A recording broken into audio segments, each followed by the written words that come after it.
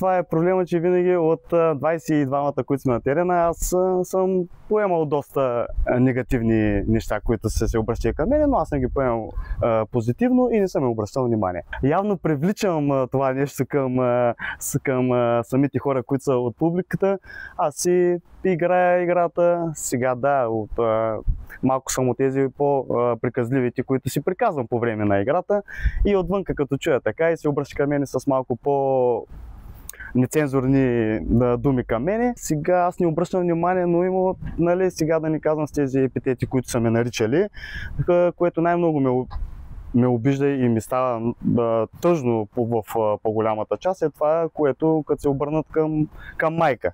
Като кажат нещо, което това е от моя страна, нали, като го погледнеш, не е въобще приятно и не знам как въобще им излиза от тяхната уста по време на матча, но стискам зъби и продължавам напред, въпреки че ми е много неприятно към това, което така се обърнат към мене.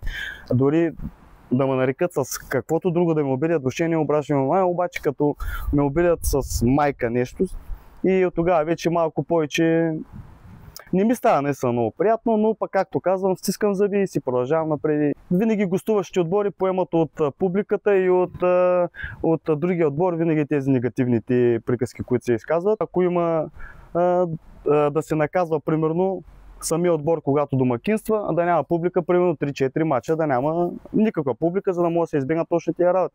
Когато дойдат на терена и им кажат, че нямат право да влязат заради това нещо, което са сторили примерно предните мачове и така да разберат, че е по-хубаво без тези неща, за да могат да идват да гледат приятно мача и да не се стигат до тези неща неприятни. Аз с моята кариера като футболист имал съм доста мачови такива, които вие казахте.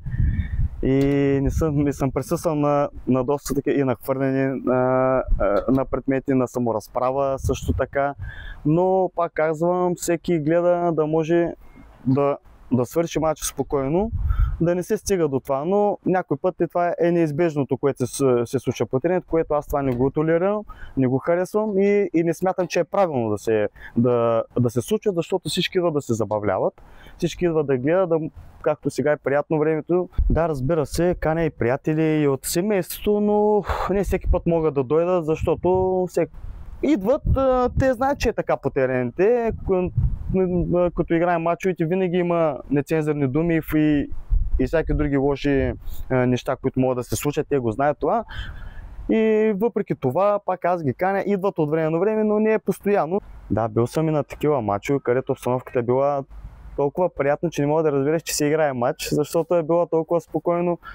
Нито от феновете, нито гостуващите, домакински отбор проявяват някаква агресия.